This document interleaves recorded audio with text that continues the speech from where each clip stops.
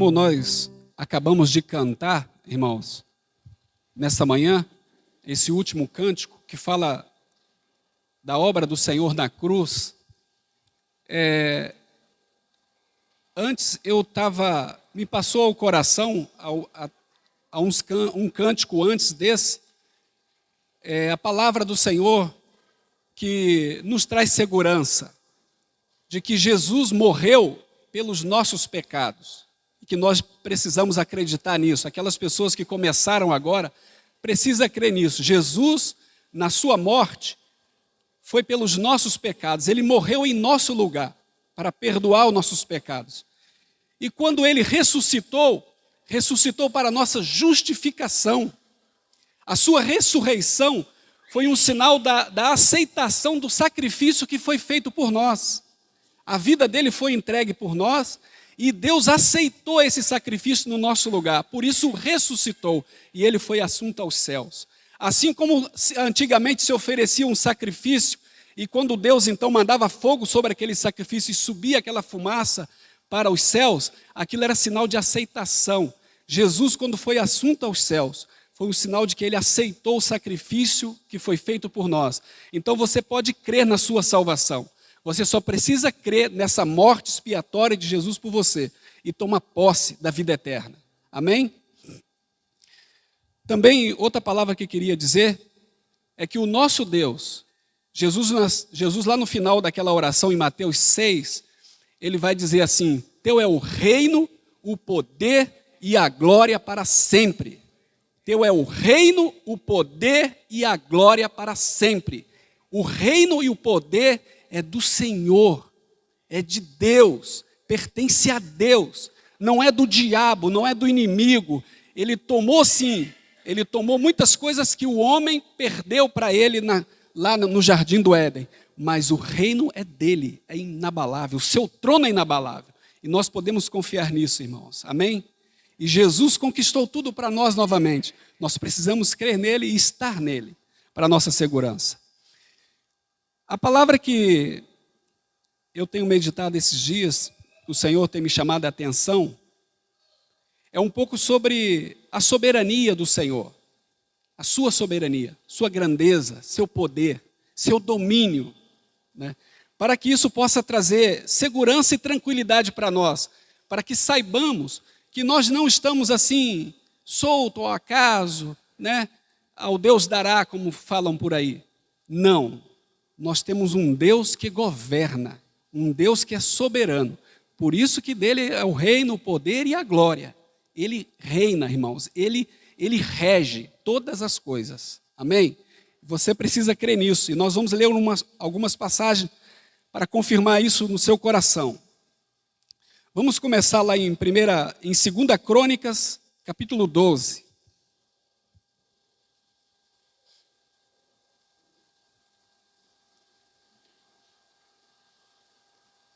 2 Crônicas, capítulo 12.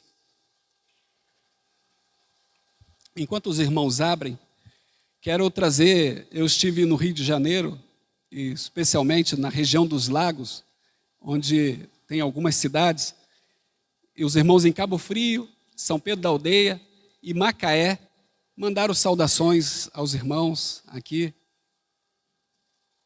Nós estivemos lá um período com os irmãos esses dias. A minha família toda é de lá, então eu fui visitar minha mãe, né, meus irmãos e também os irmãos em Cristo que estão lá.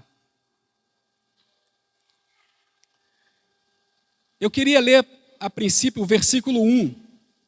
Tendo Roboão confirmado o seu reino e havendo-se fortalecido, deixou a lei do Senhor e com ele todo Israel. Agora aqui no versículo 2, não está a mesma história que está lá no livro de Reis, onde a gente vai ler 1 Reis, capítulo 14, para a gente saber o que foi especificamente que ele fez. 1 Reis 14, um pouco para trás aí.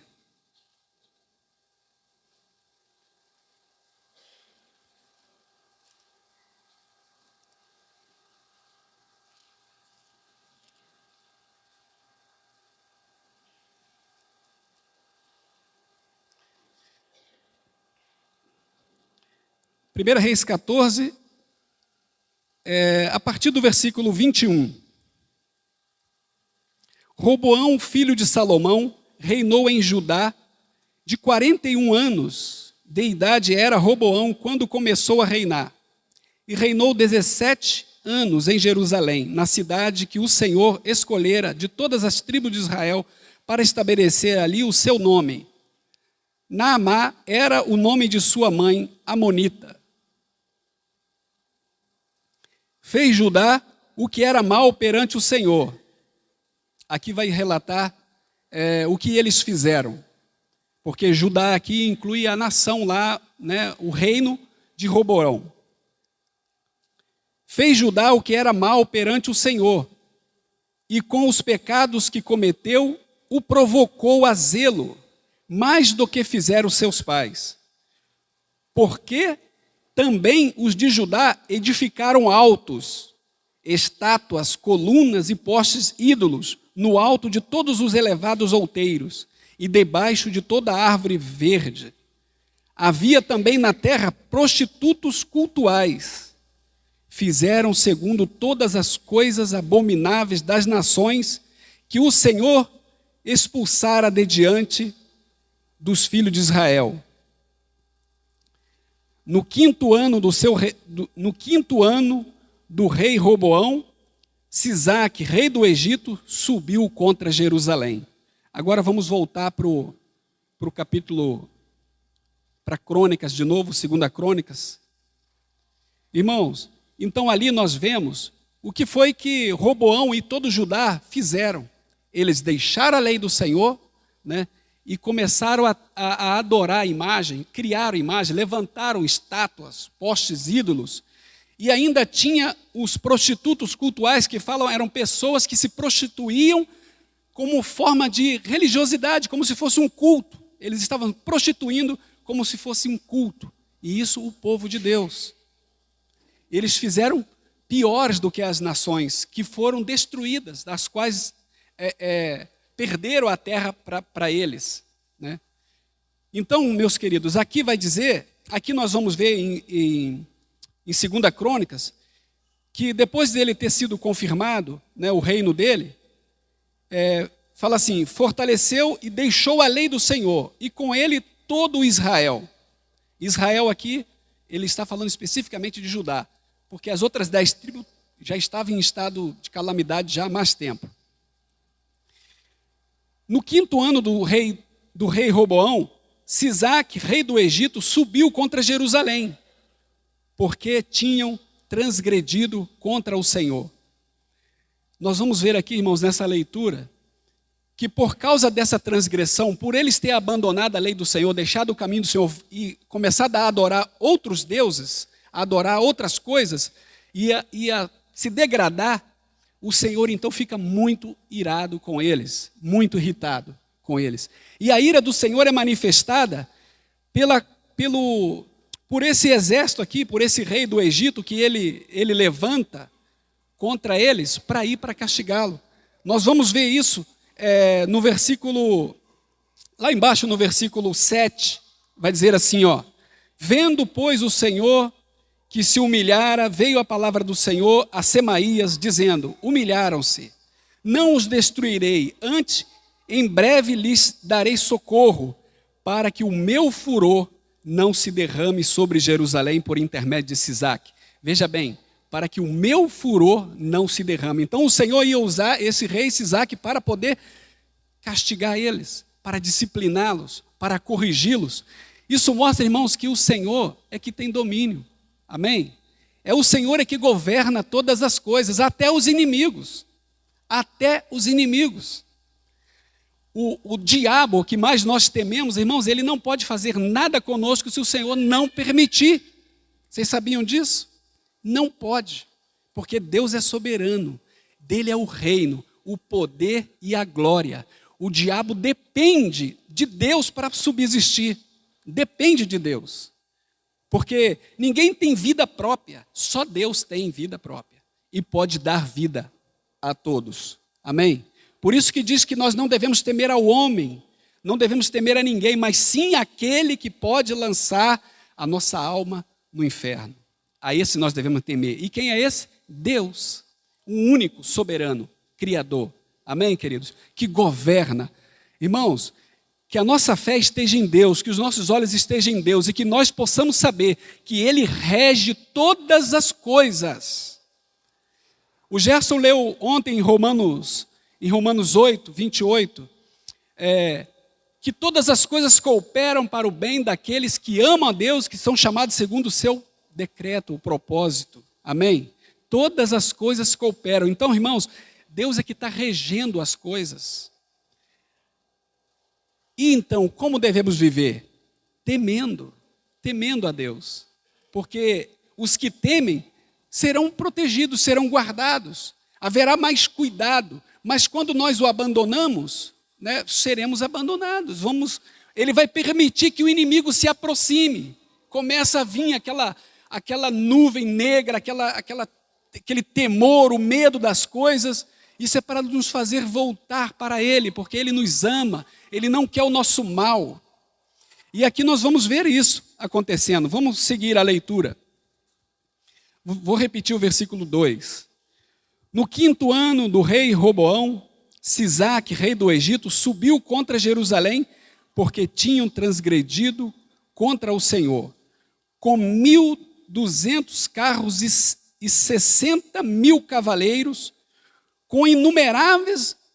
era inumerável a gente que vinha com ele do Egito, de líbios, de suquitas e de etíopes. Tomou as cidades fortificadas que pertenciam a Judá e veio a Jerusalém. Então veio Semaías, o profeta, a Roboão e aos príncipes de Judá, que por causa de Sisaque se ajuntaram em Jerusalém e disse-lhes, assim diz o Senhor, vós me deixaste a mim, pelo que também eu vos deixei em poder de Sisaque. Veja bem, irmãos, o governo do Senhor, o domínio do Senhor, porque eles deixaram. Então o Senhor agora também deixou eles. E o Senhor tem um propósito com essas coisas. Então se humilharam, versículo 6, os príncipes de Israel e o rei e disseram, o Senhor é justo. Vendo, pois, o Senhor que se humilharam, veio a palavra do Senhor a Semaías dizendo, humilharam-se. Não o destruirei, antes, em breve, lhes darei socorro, para que o meu furor não se derrame sobre Jerusalém por intermédio de Sisaque. Porém, serão seus servos, para que conheçam a diferença entre a minha servidão e a servidão dos reis da terra. Amém? Irmão, por isso que o Senhor os entregou. Eles não iam ser levados cativos, não iam morrer, os inimigos não iam destruir totalmente, mas eles seriam servos, para que eles pudessem conhecer um pouco do que é servir aos homens, em vez do Senhor. O Senhor queria mostrar para eles a diferença de servir a Ele e servir aos homens. Porque eles estavam servindo aos deuses que não são deuses, porque só existe um Deus, o verdadeiro Deus, o Criador de todas as coisas. E eles então estavam perdidos com isso daí. E isso acontece todas as vezes que nós deixamos a sua palavra. Quando nós abandonamos a sua palavra, nos apartamos da sua palavra, do ensino da palavra, desprezamos o ensino da palavra, desprezamos a comunhão, desprezamos a busca, a oração, irmão, nós ficamos vulneráveis. Nós começamos a fazer coisas que vão desagradar a Deus. Vamos entristecer o Senhor. E o Senhor não quer que nós andemos no caminho do mal, no caminho do inimigo, porque é isso que o inimigo quer fazer, nos afastar da sua palavra, para que nós possamos desobedecer a Deus. E aí, o Senhor é justo. Ele não pode ser injusto consigo mesmo e com a sua lei, porque todo aquele que pecar, morrerá. Ao pecado existe punição. Então, quando nós começamos a andar errado, o diabo sabe disso, que Deus vai ter que nos castigar, vai ter que nos corrigir. E por isso que ele quer nos conduzir ao pecado. Para nos conduzir ao pecado, ele nos afasta primeiro da sua palavra, da comunhão com os irmãos, da comunhão com a igreja. Ele tira-nos uns dos outros, porque, irmãos, nós somos como ovelhas. Ovelhas precisam estar juntas, umas com as outras. ouvindo seus pastores, ouvindo o Supremo Pastor, para poder ser guiada, ser guardada, estar no aprisco, protegida. No momento que você sai, o devorador está lá ao derredor, procurando as almas incautas, né? Aqueles desapercebidos que acham que pode andar sozinho, que está incomodado com alguma coisinha no meio dos irmãos, aí acha que lá fora, sozinho, ele vai estar melhor. O adversário da sua alma está lá te aguardando para conduzir você a pecar contra o seu Deus. Ele não tem misericórdia, ele veio matar, roubar e destruir. Nós temos que estar juntos, irmãos. Precisamos estar juntos, precisamos sofrer aqui juntos, precisamos padecer aqui juntos. E vamos caminhando, vamos pedindo ao Senhor misericórdia, que nos ajude a suportar-nos uns aos outros. Fomos chamados a suportar, não tem ninguém perfeito. Temos nossas debilidades. Ontem o irmão nos falou, nós somos fracos. Mas o Senhor intercede por nós, com gemidos inexprimíveis, o seu Espírito intercede em nós. Amém? E o objetivo do Senhor, como foi nos mostrado, é nos aperfeiçoar, nos amadurecer, de nos tornar maduros, é de nos fazer semelhantes a Jesus. Esse é o propósito de Deus com as coisas que nos cercam, com as circunstâncias que cooperam para o nosso bem. O Senhor tem este propósito, irmão, trabalhar-nos, moldar-nos, nos fazer semelhantes a Jesus. Aí nós vamos ter menos problema na congregação, né? Nós vamos ter menos dificuldade, vamos ter irmãos mais delicados, mais educados, porque vão aprender pela sua palavra, vão ser instruídos pelo Espírito Santo. À medida que nós paremos mais aos seus pés para aprender, à medida que lemos mais a sua palavra, então começamos a aprender como Jesus agia, porque Ele é o nosso modelo, Ele é o modelo. É nele, essa é a forma que nós devemos tomar, a de Jesus. Então nós temos que olhar firme para Ele, né? E deixando para trás as coisas que ficam e olhando firme para o autor e o consumador da nossa fé, para avançarmos, irmãos. Eu queria mostrar outra passagem para mostrar para vocês como o Senhor é soberano e governa todas as coisas e nos conduz nesse caminhar. Lá no livro de Êxodo, no começo da história do povo de Israel ali, Êxodo 13.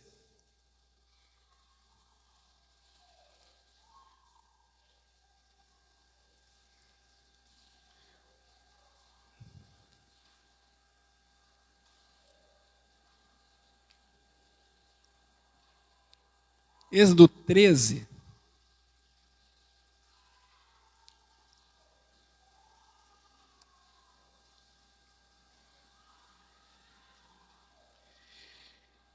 A partir do versículo 20, eu queria só ler umas partes aqui, para que os irmãos tenham bastante certeza, porque aonde eu estou desejando chegar realmente é no capítulo 15. Vamos lá. Tendo, pois, partido de Sucote, acamparam-se em Etã. O povo estava na caminhada, na saída do deserto lá, no início da saída do Egito. Tendo, pois, partido de Sucote, acamparam-se em Etã, a entrada do deserto. Estavam se preparando para entrar no deserto.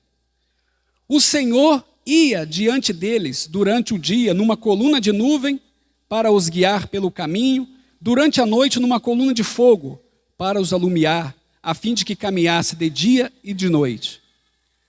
Nunca se apartou do povo a coluna de nuvem durante o dia, nem a coluna de fogo durante a noite. Nunca se apartou.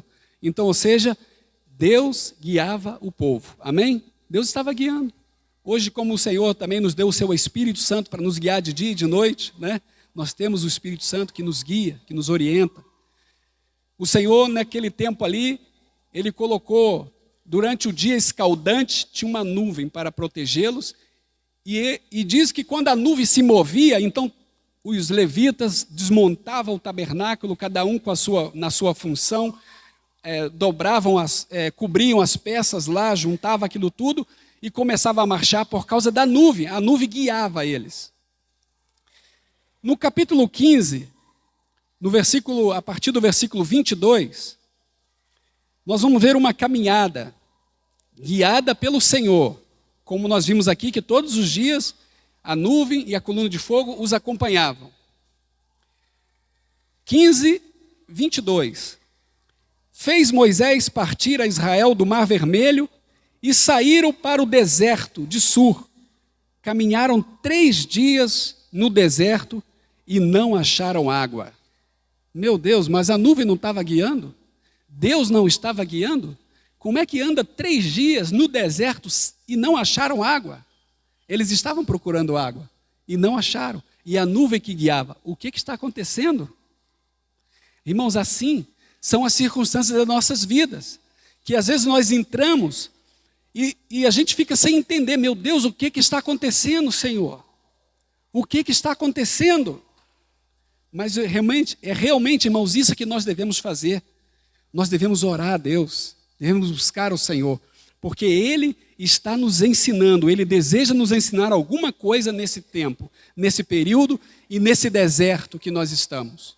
E nesse ambiente que parece que nós estamos perdidos, né? Mesmo sendo conduzidos pelo Senhor, mesmo andando corretamente, lendo a palavra, buscando a Deus em oração, estando nas reuniões, estando na comunhão com os irmãos, participando dos serviços, procurando servir, mesmo assim nós também estamos sujeitos a situações difíceis.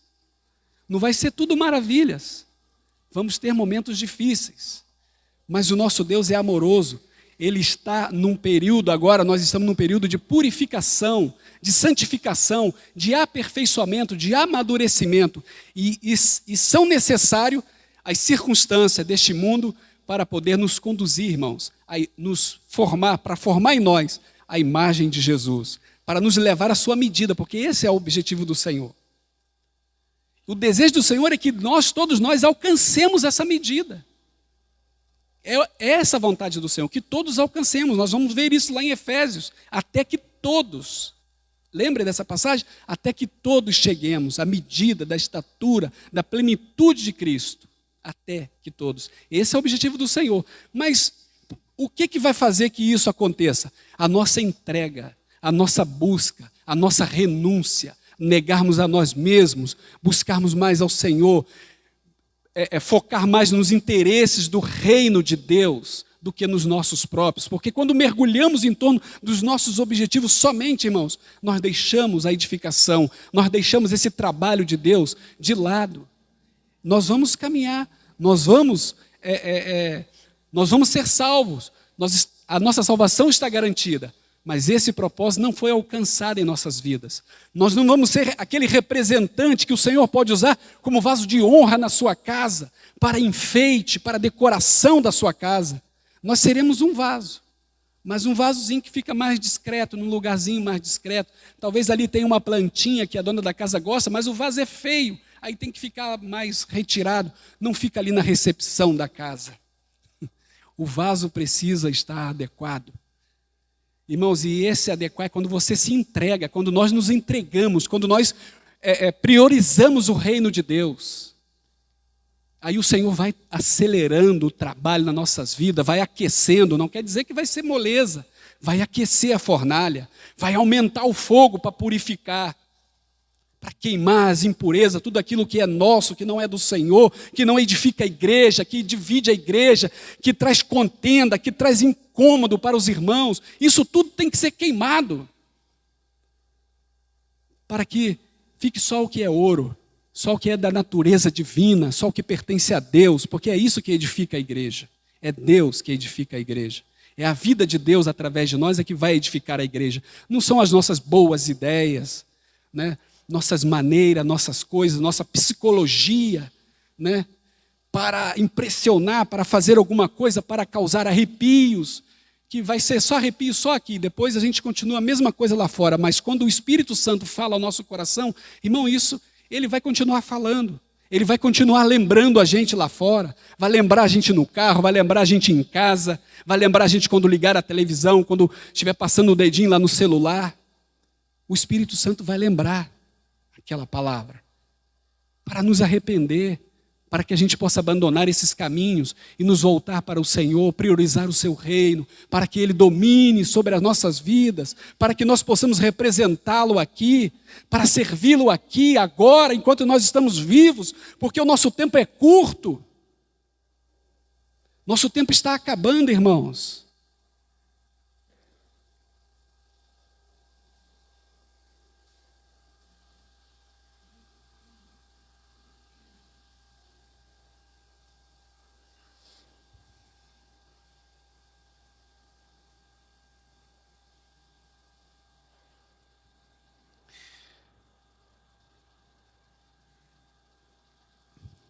Vou repetir o versículo 22. Fez Moisés partir a Israel do Mar Vermelho e caminharam para o deserto de Sur.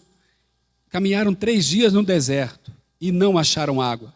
Afinal, chegaram a Mara. Todavia, não puderam beber as águas de Mara, porque eram amargas. Por isso, chamou-lhe Mara. E o povo murmurou contra Moisés, dizendo: que havemos de beber? Então Moisés clamou ao Senhor, e o Senhor lhe mostrou uma árvore, lançou a Moisés nas águas, e as águas se tornaram doces. Deu-lhes ali estatutos e ordenança, e ali os provou. O objetivo do Senhor, irmão, conosco nas adversidades, é nos provar, é nos ensinar, é selar cada vez mais a sua palavra em nosso coração. Aquilo que nós lemos, aquilo que nós estudamos, aquilo que a gente medita, o Senhor quer selar suas instruções em nós. Os irmãos que compartilham a palavra sabem que todas as vezes que a gente fala, vem prova sobre as nossas vidas, vem, há um ataque terrível sobre as nossas vidas, e nós somos provados naquilo que nós falamos, porque o Senhor tem pressa, o Senhor quer amadurecer, o Senhor quer inserir em nós a sua palavra, quer impregnar em nós a sua palavra, para que nós possamos ser aquilo que a gente fala, aquilo que a gente entende. Ou Ele quer trazer mais clareza ao nosso entendimento daquilo que nós estamos falando, porque às vezes nós falamos muita coisa que não é claro para nós ainda. Nós só temos muitas das vezes a teoria. Ainda não entramos é como se preparou o pão, mas ele ainda não foi no forno para ser assado, porque só depois de assado é que se pode provar, que se pode degustar, comer dele. Precisamos do fogo, precisamos da fornalha do Senhor, mas nós estamos nas mãos do Senhor, irmãos. Ele é cuidadoso, Ele não vai deixar queimar, Ele é cuidadoso, Ele vigia a gente, Ele tem o cuidado de deixar a gente no ponto para sermos degustados pelos irmãos. Então Ele vai usar a sua fornalha, mas Ele não é aquela dona de casa ou aquele homem que gosta de cozinhar também, que põe a coisa no fogo e vai varrer o quintal, vai fazer outra coisa, vai atender o celular, e enquanto isso o fogo lá está aceso, e quando vai ver, queimei. O Senhor não tem essa surpresa, o Senhor sabe o ponto que a gente precisa para estarmos prontos. E na maioria das vezes, irmão, o Senhor vai nos assando aos poucos.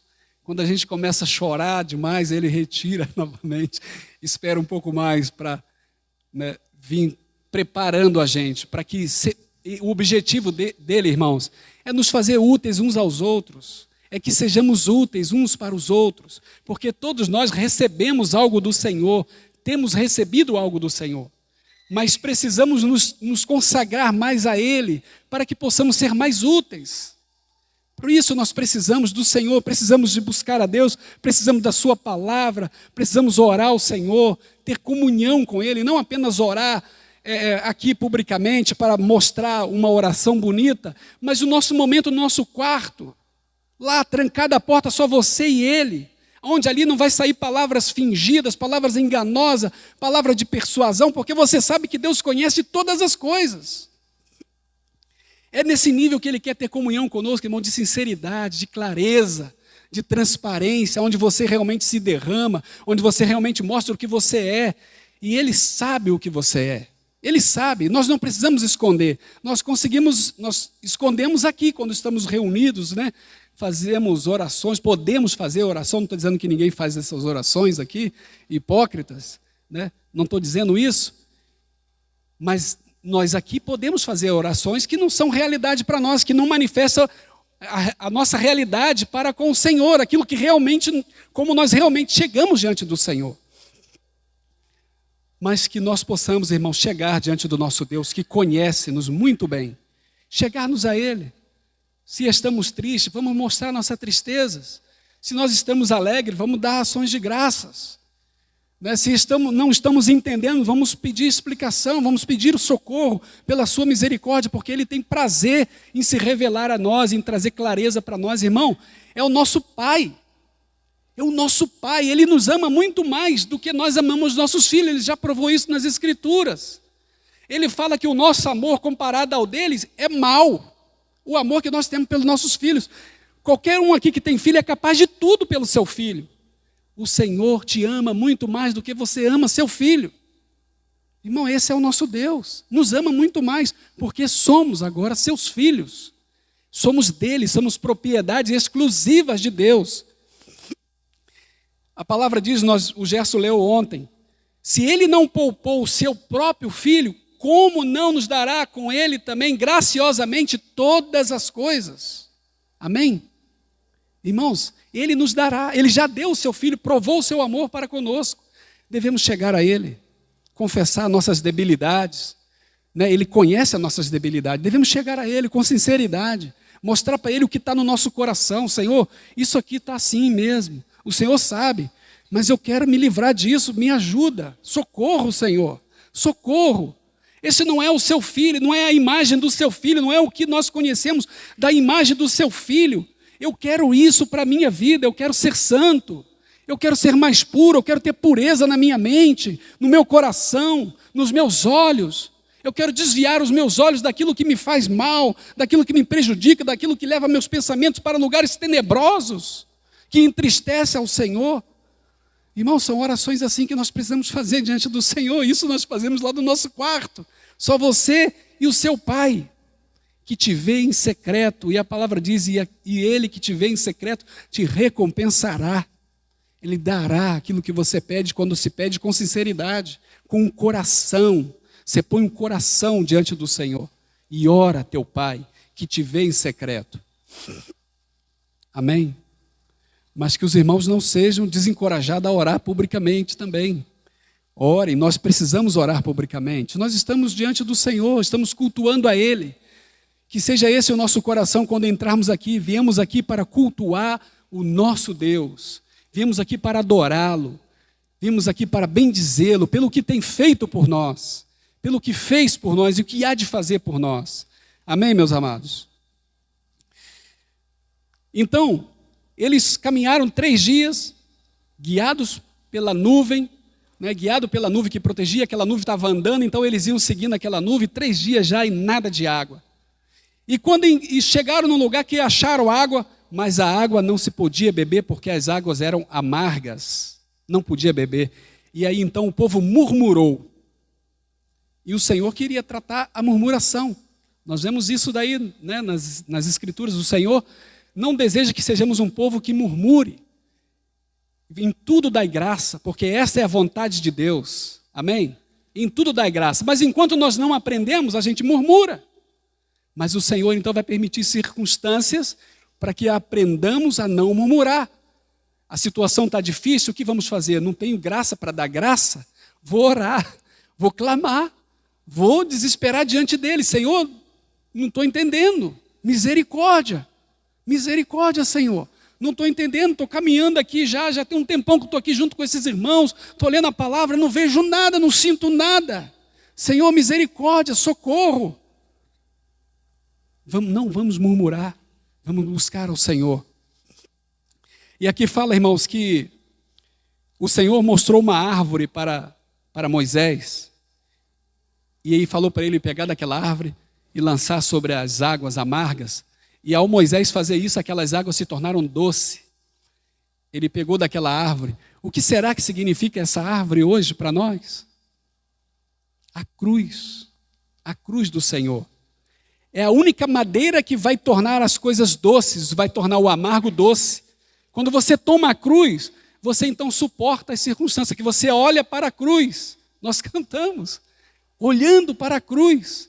É lançando a cruz, irmãos. Olhar para a cruz é mediante as circunstâncias difíceis, as águas amargas da nossa vida. Depois de tanto caminhar, a situação está estranha, está esquisita, achei água, mas a água não dá para beber ainda. Olhamos para a cruz, nós vemos aquele Senhor soberano, que deixou a sua glória e veio morrer em nosso lugar. Irmãos, Ele deixou a glória, Ele veio morrer no nosso lugar, dando-nos o exemplo, mas Ele tinha em vista uma família de piedosos, de homens e mulheres semelhantes a Ele. Esse era o objetivo da sua morte. Também de nos salvar e de nos restaurar para Deus, para sermos semelhantes a Ele. Por isso que nós precisamos olhar para a cruz, olhar para aquele Senhor que foi morto na cruz por nós. Aí as circunstâncias se tornam doces, amados, na nossa vida, quando nós tomamos a cruz. Está difícil, mas qual é o caminho? A cruz, negar a mim mesmo, assumir esse sofrimento, colocar-me diante do Senhor. Senhor, eis-me aqui, entrego a minha vida, não sei o que fazer. Senhor, não tenho palavras para resolver essa situação. Não consigo reconciliar essa causa. Senhor, não sei o que fazer. Se prostra diante do Senhor, invoca o Senhor, o seu Deus. Irmãos, e Ele virá em nosso socorro. Na hora certa Ele virá em nosso socorro, porque se isso é um forno que está aceso, Ele vai desligar na hora certa. Por isso que nós somos recomendados a dar graça. Nós não entendemos, está queimando, está ardendo. Senhor, graças te dou, não entendo, não sei o que está fazendo. Estou fraco, não consigo clamar. Estou perdendo a esperança, estou perdendo a fé, Senhor. Irmãos, e nos lançamos aos seus pés, prostremo-nos diante dEle. Não tem outro socorro, não temos para onde ir. Só Ele tem palavras que vão confortar nossos corações, que vai falar ao nosso coração. Pode às vezes não atender aquele pedido, mas Ele vai te dar algo. Ele vai te falar algo que vai te fortalecer, que vai te revitalizar, que vai te dar vida para continuar caminhando, porque Ele é a nossa vida. Ele é a vida que vence, é a vida vitoriosa. E essa vida está nele, irmão, está nele. Ele é tudo que nós precisamos, é tudo que nós temos. Deus, o Senhor, o Criador, o nosso Deus, Ele nos deu o melhor, irmãos. Ele nos deu tudo que Ele tinha, nos deu o seu Filho. Podemos confiar no nosso Deus e saber que Ele rege todas as coisas das nossas vidas. Ele rege, Ele governa, irmãos. Nós estamos nos seus cuidados, estamos nas tuas mãos. Ele está mais atento a nós do que os irmãos que tiveram bebês a esses dias. O Senhor está muito mais atento a nossas vidas, amados. Podemos confiar nele, podemos confiar que estamos em suas mãos. Estamos em suas mãos, amados. Que o Senhor traga essa confiança para vocês. Eu tenho aprendido, depois dessas passagens e outras, que o Senhor, irmãos, nos sustenta, tem todas as coisas sob o seu comando, sobre o seu governo. Não tem nada que foge. Ele governa todas as coisas. Possamos confiar e dar graças, sermos gratos ao Senhor, mesmo quando não entendemos, mas possamos buscá-lo para que Ele possa nos dar compreensão, se Ele quiser, se Ele desejar, se for necessário para nós, que Ele possa nos dar compreensão. Mas certamente Ele trará conforto aos nossos corações. Amém? Ele tem o melhor para nós e já nos deu o seu melhor. Vamos agradecer ao Senhor.